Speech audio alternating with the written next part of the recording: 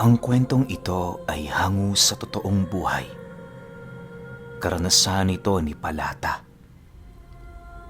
Taong 1993. Bubon.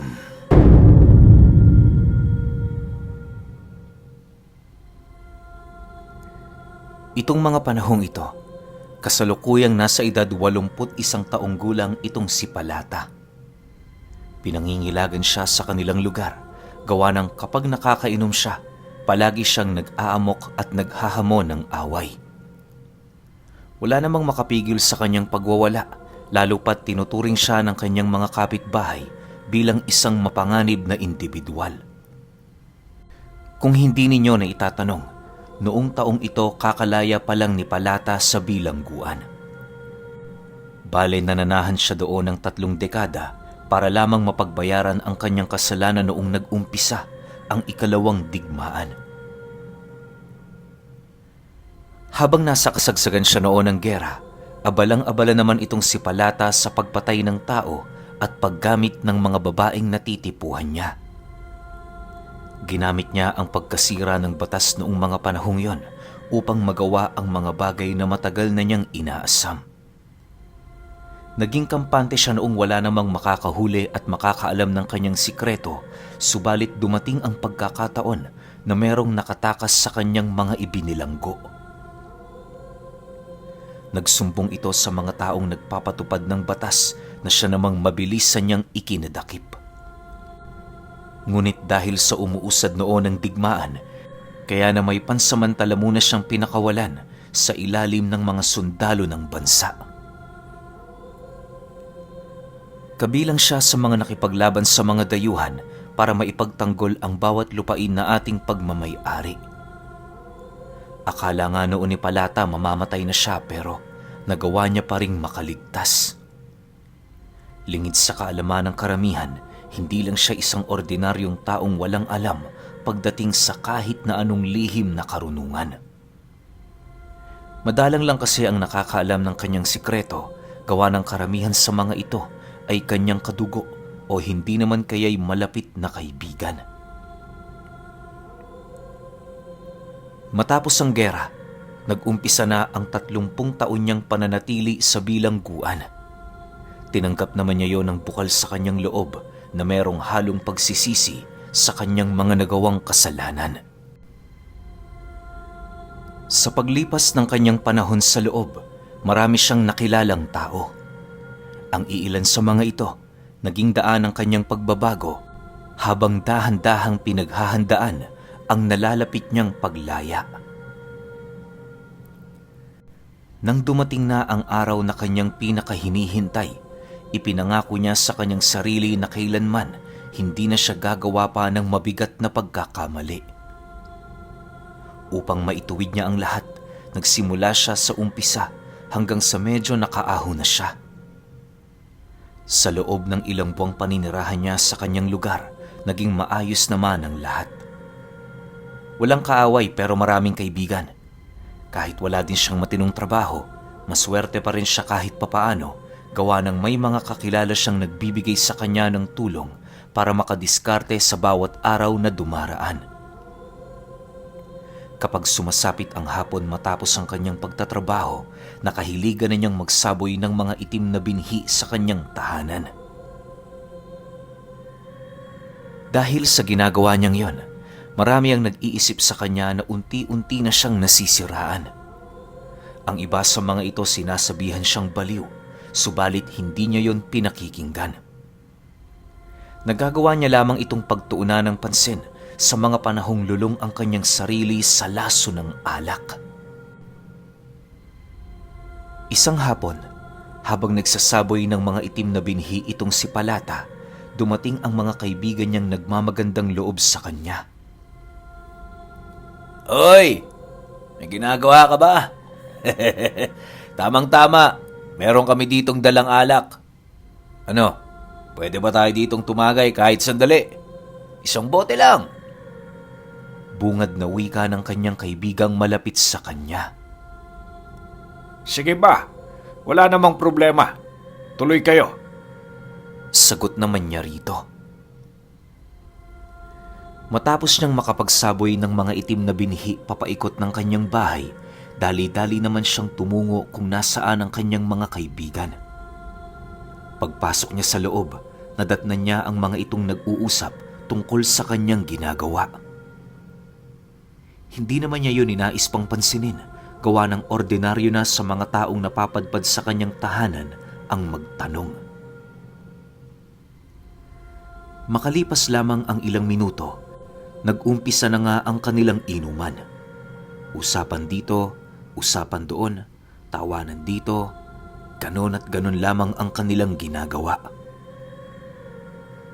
Nang medyo tinatamaan na sila ng espiritu ng alak, tila bang hindi na nila gaanong nakokontrol ang kanilang pagsasaya.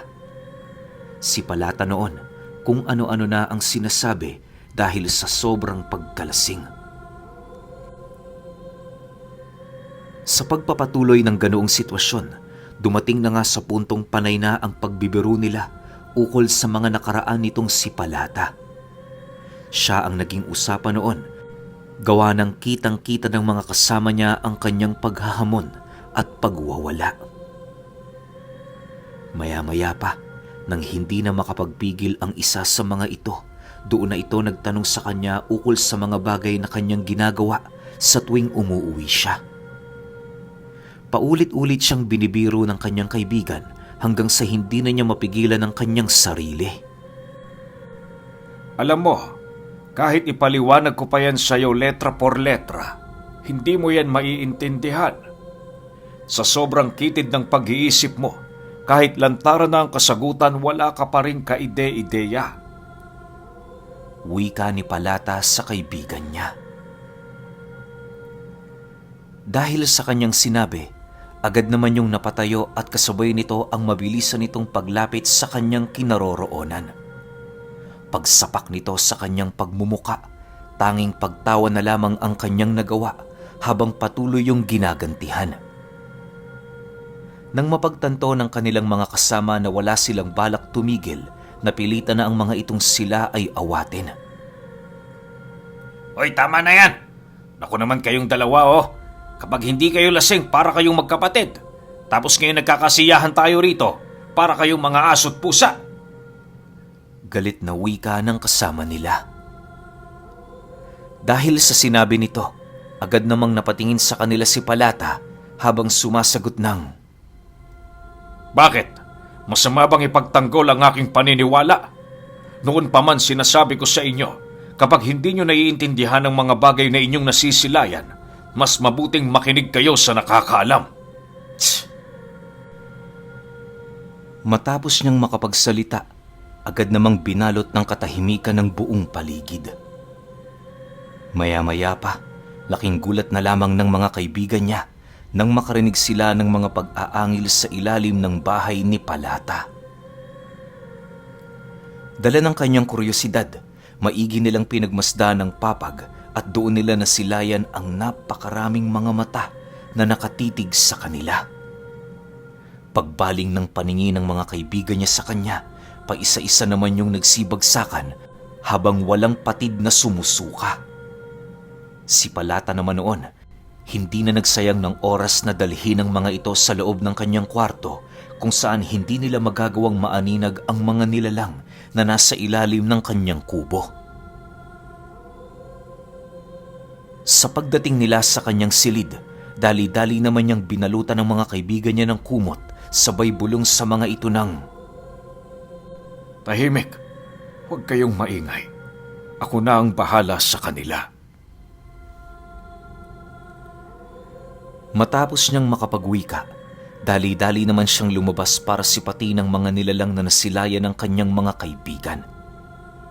Sa pagdating niya sa kanyang bakuran, bumungad sa kanya ang 3 dambuhalang aso na kumakain ng kanyang mga binihing isinaboy noong hapon.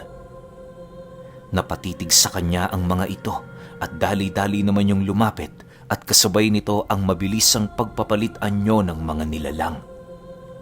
Nanlilisik ang mga mata nitong nakatitig sa kanya habang nananatiling walang imik. Maya-maya pa, bigla namang nagwika ang isa sa mga ito ng, Bakit ka nagpapunta dito ng mga tao nang hindi man lang nag-aabiso? Anong gusto mong ipahiwatig? Hindi na mahalaga ang proteksyong ibinibigay namin sa'yo, kapalit ng mga binhing aming pagkain. Huwag ka sanang magkakamali ng iyong iniisip, kaibigan. Malapit sa akin ang mga yan. Wala kayong dapat ipangamba. Kanina maayos naman ang lahat, pero nang dumating kayo doon na nagbago. Kung gusto ninyo, sumama na din kayo sa inuman namin para naman wala ng problema. Basta ipangako nyo lang, huwag na huwag kayong manggugulo.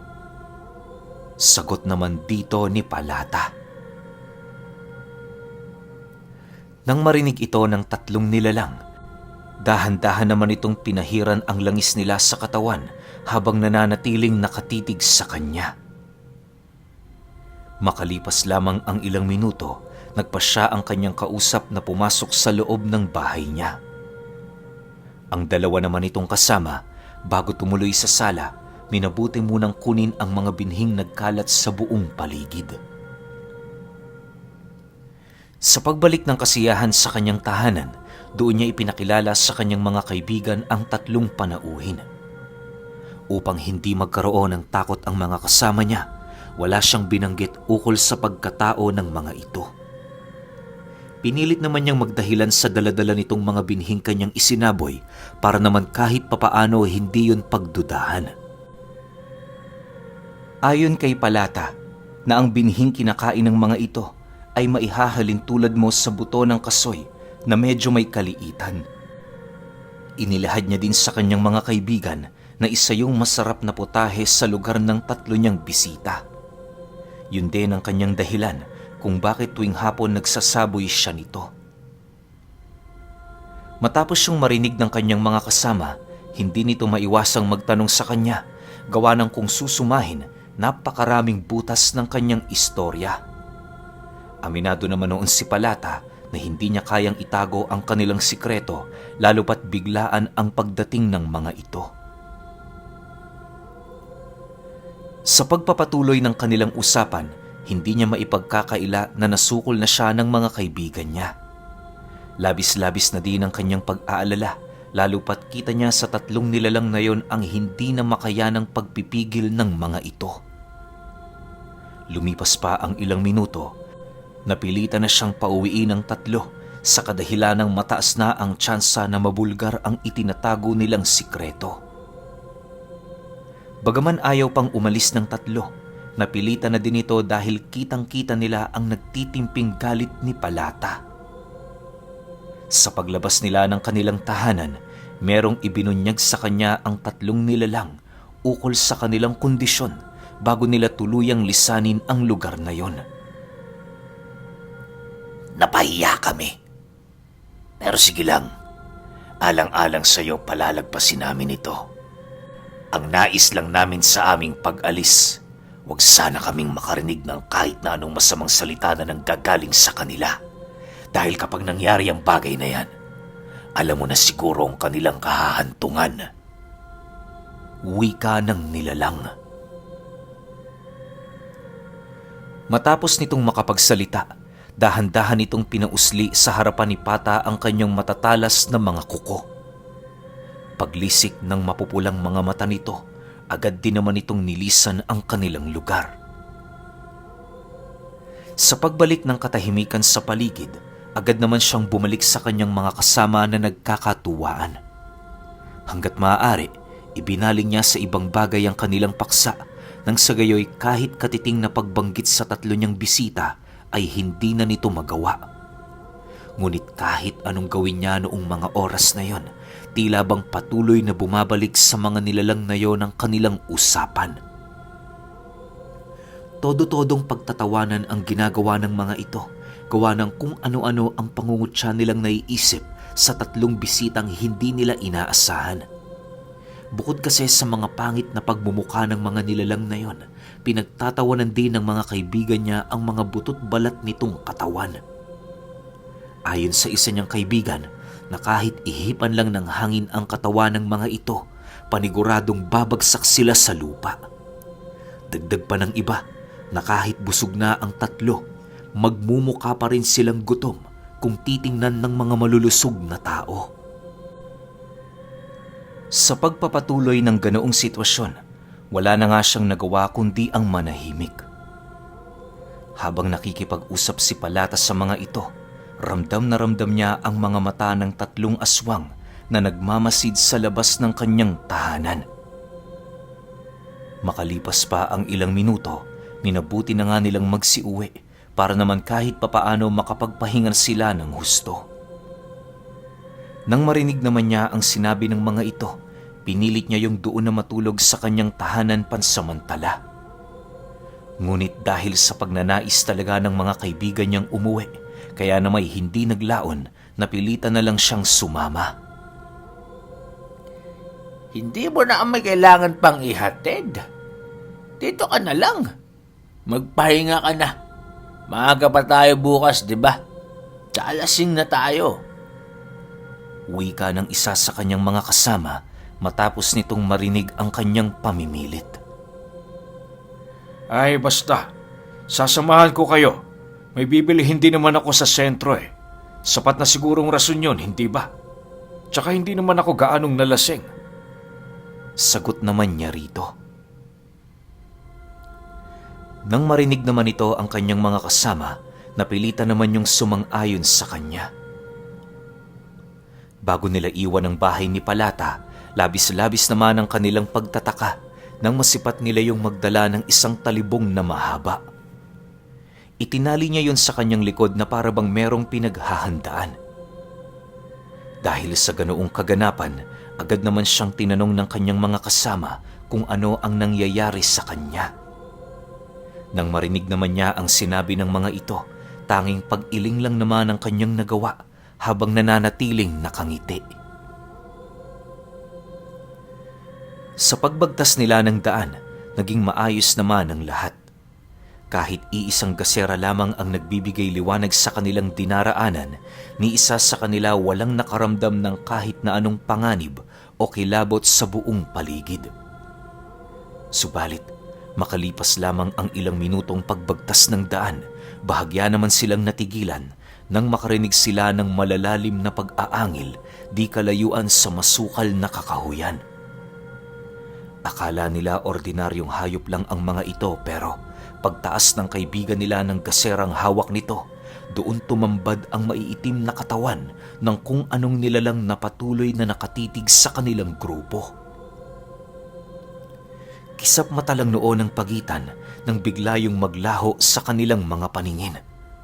Kasabay nito ang paglitaw ng 3 puno ng saging sa gitnang bahagi ng daan. Dahil sa pangyayaring yon, medyo nababahala na ang mga kaibigan ni Palata sa kung anuman ang mga nangyayari. Maya-maya pa, laking gulat na lamang nila nang biglang lumitaw sa kanilang harapan ang 3 malataong nilalang na merong mahahabang buhok sa katawan. Sumasayad sa lupa ang mga balikat nito at meron yung dilang halos ilang pulgada ang haba. Pabilog din ang mga bunganga nito na merong nakapalibot na mga pangil. Habang nakatayo ang mga nilalang na yon sa kanilang harapan, dali-dali naman itong hinarap ni Palata habang nagwiwika ng, Umalis na kayo! Ako na ang humihingi ng tawad para sa kanilang ginawa. Hindi nila sinasadyang makapagsalita ng masama sa inyo. Pakiusap, dinggin niyo ang sinasabi ko. Nang marinig naman ito ng 3 aswang, bigla naman yung lumundag sa mga puno ng saging na kanilang kinaroroonan. Kampante nitong itinuro ang dibdib ni Palata habang sumasagot ang isa sa mga ito ng, Kilala mo kami. Hindi kami tumatanggap ng tawad sa mga taong hindi naman sa amin nagkasala. Ba't ka nakikipagkaibigan sa mga yan? Wala naman niyang kwenta. Ang dapat sa kanila maging pagkain. Matapos nitong makapagsalita, nasipat na lamang niyang hinila na papalayo ang isa sa kanyang kaibigan. Paglaho nito sa dilim, agad din namang nawala ang boses nitong sumisigaw habang pilit nagpupumiglas sa nilalang na kumakaladkad dito. Dahil sa pangyayaring yun, hindi na nagsayang pa ng oras ang mga kaibigan niyang kumaripas ng takbo papalayo. Ang tanging natira na lamang malapit sa kanya ay ang kaibigan niyang may sakit sa baga at walang kakayahang makipagsabayan sa iba nilang kasamang sumuot sa kung saan-saan. Dahil sa pangyayaring yon, dahan-dahan namang hinila ng nilalang nakausap niya ang kanyang kaibigan na siya namang naging sanhi para bunutin niya ang talibong na kanyang tangan-tangan. Hindi yan nagsalita ng kung ano-ano sa inyo. Kung maaari lang pakawala mo na siya. Hayaan mong makaligtas siya nang sa gayoy merong makapagtanggol sa akin. Seryosong wika ni Palata. Nang marinig naman yon ng nilalang, agad naman itong napatingin sa talas ng kanyang talibong. Maya-maya pa, nang mapagtanto nitong seryoso na si Palata, nagpa siya yung lubaya ng kaibigan nito. Matapos itong gawin ng aswang, bigla naman yung naglaho sa kanyang paningin habang nakangisi. Sa pagbalik ng katahimikan sa buong paligid, silang dalawa na lamang ang natira doong nagmamasid. Alam ni Palata na hindi pa oras para umalis sa lugar, kaya na may humanap sila ng mga punong maaari nilang pagkublian. Lumipas pa ang ilang minuto, purong pagsisigaw ang kanilang naririnig sa buong paligid. Habang hindi pa oras ng kanilang pag-usad, pinilit ni Palatang ilahad sa kaibigan niya ang tungkol sa mga nangyayari noong gabing yon. Ayon kay Palata, na ang mga nilalang na tumambang sa kanya ay napapabilang sa angka ng kanyang ama. Magmula noong nasa bilangguan siya, kasakasama na niya ang mga ito na siya namang nagpoprotekta sa kanya. Kaanib niya yon sa lahat ng bagay na kanyang ginawa, mabuti man o masama. Dagdag pa ni Palata na dahil sa 3 aswang na yon, kung kaya't ilang ulit na niyang nagawang matakasan ang kamatayan. Hindi rin siya nasisiraan ng ulo tuwing nagsasaboy siya ng binhi tuwing hapon sa kadahilanang yun lamang ang nakikita niyang paraan bilang pasasalamat sa mga nilalang na hindi nagsasawang magbigay ng proteksyon sa kanyang buhay. Matapos niya itong mailahad sa kanyang kaibigan, inabisuhan niya ito na kung maaari, maghintay ito ng 1 linggo bago ipagtapat ang tuluyang nangyari sa kanilang grupo. Naniniwala kasi noon si Palata na hindi mabubuhay ang mga kasama nilang nagsabi ng mga masasamang kataga sa mga nilalang na nagbibigay proteksyon sa kanya. Sundin mo ang lahat ng sinasabi ko. Pakiusap, para din naman yan sa sarili mong kaligtasan. Kapag kasi sinubukan mo kong traidorin, hindi lang ikaw ang maaaring madamay sa gulong ito. Saksi ka naman sa mga nangyari, hindi ba? Bigyan mo ko ng 5 araw. Aalis ako sa lugar na ito. Yung mga kaibigan natin, kapag nakita mo sila kinabukasan, huwag kang magtaka o matakot. Sila pa rin yan. Yun nga lang, hindi na ang dati nilang wisyo ang kanilang tinatangan. Sa loob lang ng 1 linggo, sabay-sabay silang lahat na mamamatay.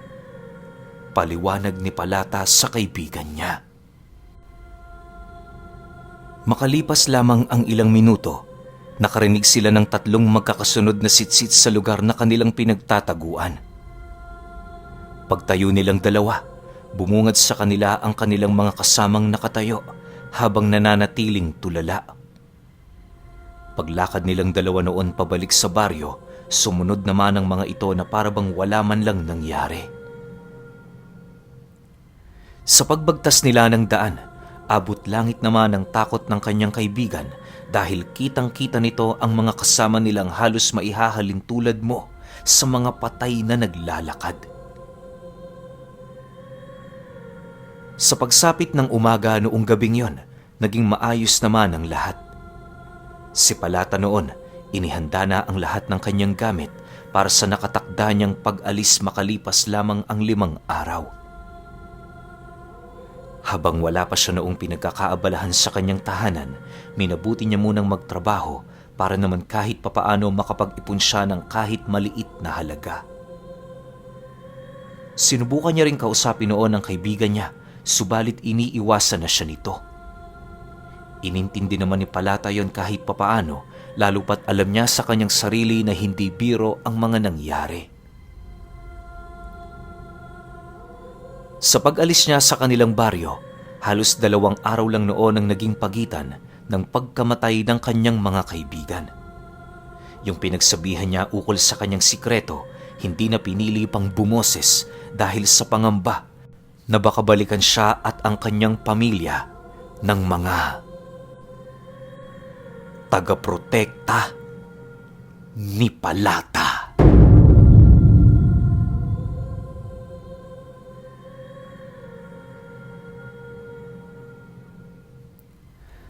Okay, opinion ko sa kwento.